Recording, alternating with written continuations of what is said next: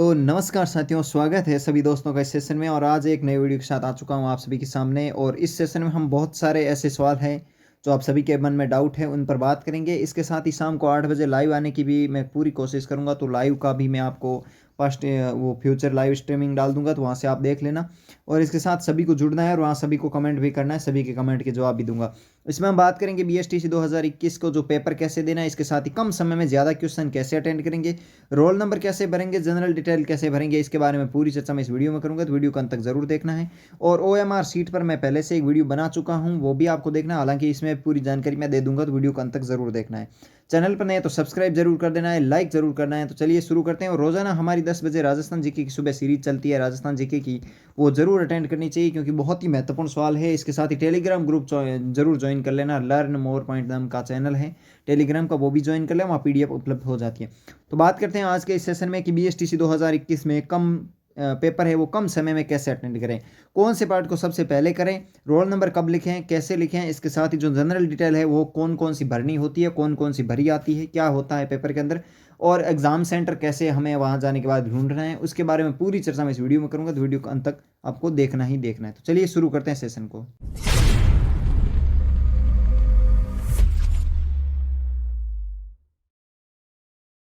तो सबसे पहले तो मैं बात करूं कि एग्जाम सेंटर पर ले जाने के लिए मैंने वीडियो बना चुका हूं, नहीं देखा तो डिस्क्रिप्शन में लिंक है, वो भी देखना है कि एग्जाम सेंटर पर क्या क्या लेके जाना है। इसके साथ ही उसमें मैंने एक बताई थी कि फ़ोटो नहीं बताया था। हालांकि आप फ़ोटो कई बार नहीं मांगा जाता है और कई बार मांग लिया जाता है, मेरे से आज तक नहीं मांगा है।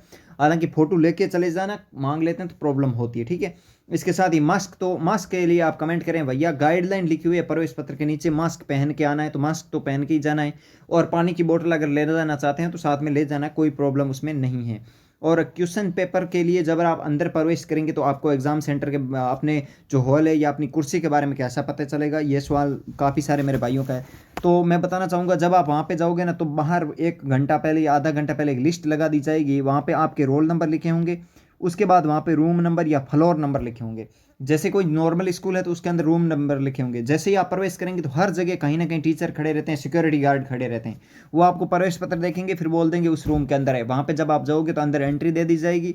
और आप सभी को जैसे ही आप अंदर जाओगे ना, आपको बता दी जाएगी इस सीट पे, आपको सीट पे ले जा के बैठाएंगे वो। तो ये चीज़ तो क्लियर हुई कि हमें सीट तक कैसे पहुंचना है। इसके बाद जैसे ही हमें पेपर देंगे तो पेपर में सबसे पहले हमें क्या होगा, हमें मान लीजिए हमें पेपर दे दिया।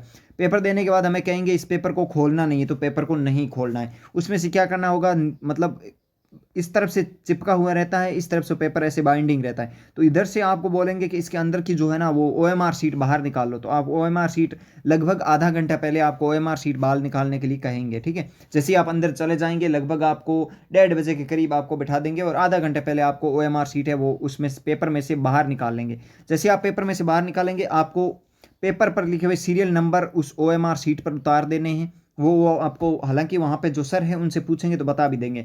और जो आपकी जनरल डिटेल है, पिछली बार क्या हुआ था कि जनरल डिटेल आपकी फ़ोटोज़ OMR सीट पर आई हुई थी, कुछ नहीं करना था आपको, सब कुछ जनरल डिटेल सब कुछ आई हुई थी। बस वहाँ पे रोल नंबर था, वो वापस उसमें क्या करना था, भरना था, ठीक है। उसको भरना था, ठीक है, यही चीज़ करनी थी आपको। और भी जितनी भी जानकारी थी उसमें रोल नंबर भर के उसका जो मतलब नीचे गोला होता है उसको काला करना है। और उसकी जो सीरियल नंबर है पेपर के, वो सीरियल नंबर भर देने हैं। उसके बाद उसमें कुछ भी नहीं करना था। आपका जो नीचे जो सिग्नेचर होते हैं वो सिग्नेचर खुद ब खुद वो जो भी वहाँ सर नियुक्ति होती है वो कर देते हैं, उसमें आपको ज़्यादा प्रॉब्लम नहीं होती है। अब बारी आती है पेपर की। तो पेपर में आप जब आपको बोला जाएगा कि अब पेपर खोलना है, तब आपको पेपर ओपन कर लेना है। पेपर ओपन करने के बाद सबसे पहला मेरा एक यही ड्रीम रहता है, मेरी एक यही स्ट्रेटजी रहती है, आपकी क्या रही वो आप पर निर्भर है। मैं सबसे पहले उसी पार्ट को करता था जिस पर सबसे ज़्यादा टाइम लगता था। सबसे ज़्यादा टाइम जिस पार्ट पे लगता था, मैं उस पार्ट को सबसे पहले करता था। क्यों करता था, क्योंकि उसके बाद में प्रॉब्लम हो जाती थी। प्रॉब्लम ये होती थी कि अगर अंतिम में अगर हम मान लीजिए हमने रीजनिंग नहीं की अभी तक, और अंतिम में अगर 1 घंटा बचा है और हमारी रीजनिंग पूरी पड़ी है, तो हम निश्चित तौर से बाहर है, कोई कीमत पर अंदर नहीं आ सकते। क्योंकि रीजनिंग आती हुई गलत हो जाती है टाइम कम वजह के लिए, ठीक है, टाइम कम होता है इस वजह से। तो मैं पहले क्या करता था, मैं सबसे पहले रीजनिंग करता था। सबसे पहले मैं रीजनिंग करता था। तो रीजनिंग अगर आप 1 घंटे के अंदर कर लेते हैं तो 100% सफिशियंटली है, 100% सिलेक्शन के नज़दीक जा रहे हैं। अगर 5-10 मिनट ऊपर नीचे लगता है तो कोई प्रॉब्लम नहीं है, 10 मिनट ऊपर भी लगते हैं तो भी आप सफिशियंट हैं। अगर कोई बंदा 1 घंटे में 50 के 50 रीजनिंग के क्वेश्चन अटेंड कर लेता है, 100% सफिशियंट है, उसे कोई नहीं रोकने वाला है। अगर किसी को 10-15 मिनट ऊपर नीचे लगता है तो उससे भी कोई घबराएगा नहीं। समस्या सिर्फ एक के नहीं है, पूरी दुनिया के हैं, जितने भी बैठे हुए हैं ना 4,71,000 सभी के उतना ही टाइम लग रहा है, आप एक के नहीं लग रहा है। पहली बात तो ये माइंड से क्लियर कर लेना। अब सेकंड बात ये आती है कि उसके बाद कौन सा पार्ट करें, उसके बाद आप पर डिपेंड होता है। जैसे मैं पहले रीजनिंग की, रीजनिंग के बाद क्या करता था, जीके पर कवर करता था। अब रीजनिंग लगभग, क्योंकि मेरी रीजनिंग अच्छी थी तो रीजनिंग लगभग मैं 40 के करीब करीब क्वेश्चंस मुझे पता था कि राइट हो रहे हैं। अब मैं जीके पे आता था। अब जीके पे आता था, कुछ भाई शिक्षण अभिक्षमता करते हैं इस सेकंड पार्ट में, कुछ जीके भी करते हैं, तो मैं वहाँ पे जीके करता था। क्योंकि मैं वहाँ पे जीके करता, क्योंकि जीके में जो भी सवाल हमें आते हैं उनको ध्यान से हम देख के उसको कर लेते थे। जीके में मैं मैक्सिमम कितने 50 क्वेश्चंस के अंदर लगभग मैं करीबन करीबन 30 मिनट मैक्सिमम लगा था, 30 मिनट से 35 मिनट का समय लेता था, 30 मिनट मैक्सिमम लेता था रीजनिंग जीके के लिए, ठीक है, मैक्सिमम है।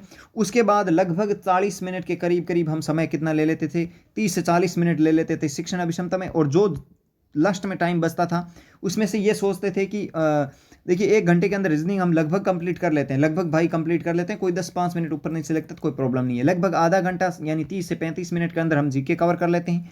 ये हमारा एक स्ट्रेटजी के साथ प्लानिंग होती है। इसके बाद ये होता है कि लगभग हमारा 35 से 40 मिनट मान के चलिएगा कि 35 से 40 मिनट के अंदर शिक्षण अभिक्षमता करेंगे। अब जो टाइम बचा है उसके अंदर क्या करना है, अंतिम तौर पर आपको हिंदी इंग्लिश करने के बाद भी 10 मिनट बचाने होते हैं। अब वो आपको मैनेज तो करना पड़ेगा।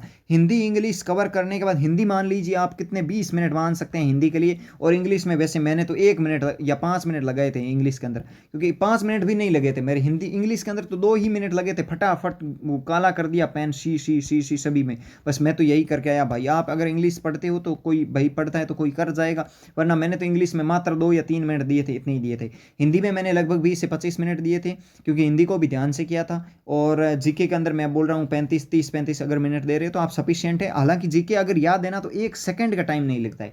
अगर 100% जीके याद है ना तो 1 सेकंड का फटाफट फटाफट क्वेश्चन सब ऐसे ऐसे कर देंगे, बस 1 मिनट। अब दूसरी बात ये होती है कि अगर मान लीजिए आपने टाइम मैनेजमेंट कर लिया, आपने कर दिया सब कुछ, आपने अंतिम तौर पर 10 मिनट बचा ली, उन 10 मिनट में यही करना है कि कोई गोला तो आगा पाछा नहीं हुआ, कोई ऐसा तो नहीं किया कि 1 नंबर का क्वेश्चन का उत्तर था हमने 2 में भर दिया, 2 का हमने 3, ऐसा तो नहीं किया है, वो चीज़ चेक करिए। तीसरा पॉइंट ये है कि जो भी हमने ऊपर डिटेल लिखी है, जनरल डिटेल, वो सही है ना हमारी, वो चीज़ें चेक करनी है, और कोई गलती तो हमसे नहीं हुई है, वो चीज़ें चेक की, वो चीज़ें सब कुछ क्लियर हुई। सेकंड बात ये आती है कि हमारी कुछ चीज़ें ऐसी होती हैं कि हम गलती तो कर देते हैं। कोई भाई ऐसा होता है जो फटाफट भर देता है और उसमें 1 नंबर का क्वेश्चन 2 में, और फिर लगातार गलती गलती गलती गलती, तो वो ऐसा हम नहीं करना है। क्वेश्चन को ध्यान से देखिए, 1 नंबर क्वेश्चन है, इसके सामने जो 4 गोले बने हुए, ए का यहाँ पे गोला है, बी का यहाँ पे गोला है, सी का यहाँ पे, तो यहाँ ध्यान रखना है कि ए में अगर सी है तो सी ही भरे, कोई डी पे टच ना कर दे। अगर टच भी किया है, आधा भर दिया, तो समझ लीजिए वो क्वेश्चन गया आपके हाथ से। किसी भी गोले को अगर आपने आधा भरा उसके बाद उस पर काट छांट की, तो समझ लीजिए वो क्वेश्चन आपके हाथ से चला गया है, आप उस क्वेश्चन की रेस से बाहर हो चुके हैं। गलती नहीं करनी है, एक ही जो भी आप कर रहे हैं गोला उसी पर ही टच करें, ठीक है, अन्य पर टच ना करें। ये चीज़ें भी ध्यान रखें। रोल नंबर भरते समय भी ऐसी चीज़ें आपको ध्यान रखनी चाहिए। इसके साथ ही ये होती है कि कुछ भाई कैसे करेंगे, रीजनिंग निकालना शुरू करेंगे। अब वो क्या करेंगे, 50 मिनट या 60 मिनट के अंदर क्या करेंगे, रीजनिंग के सबसे पहले क्वेश्चन निकालेंगे और पेपर के अंदर टिक लगाएंगे। 1 नंबर, पहले क्वेश्चन का 1 नंबर, दूसरे का बी हो गया, तीसरे का ए हो गया, चौथे का डी हो गया, इस तरह से। अब वो OMR शीट लेके बैठेंगे, फिर गोला बनेंगे। ऐसा नहीं करना, ये गलती सबसे बड़ी गलती है, ऐसी गलती मत कर देना। ये चीज़ें ध्यान रखना, ऐसी गलती कभी मत करना, मेरी मानते हो तो। मैं तो यही कहता हूँ, अगर आपने 2 क्वेश्चन किए हैं तो 2 का गोला भर दीजिए फटाफट, अगर 1 का किया है तो 1 का गोला। साथ में OMR रखिए। इस क्वेश्चन का महाराणा प्रताप का जन्म कब हुआ था, 1540, तो 1540 का क्या है, 1540 ऑप्शन में बोल लीजिए सी में, तो फटाफट सी भरा और नकी।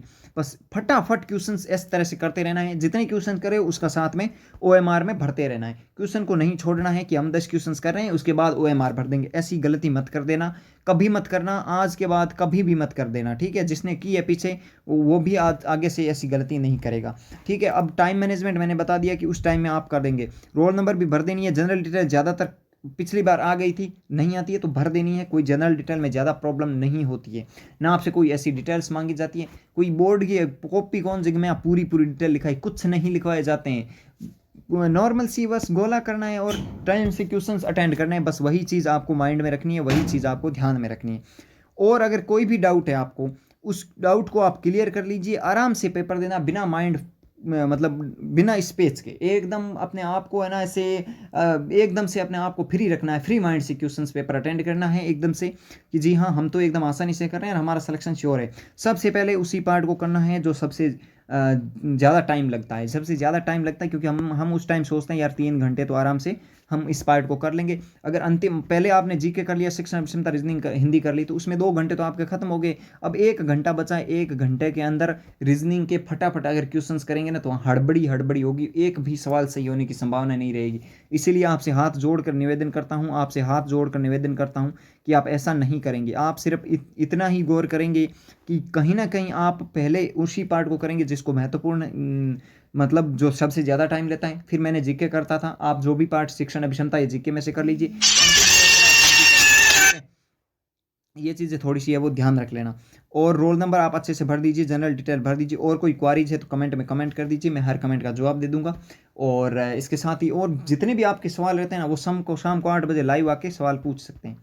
8 बजे आइएगा लाइव और सवाल को पूछ लीजिएगा, हर भाई के सवाल में उत्तर दे दूंगा। Thank you, all the best. इस सेशन में इतनी बात करेंगे, कल और एक वीडियो के साथ मिलते हैं, तब तक के लिए जय हिंद, जय भारत, थैंक यू।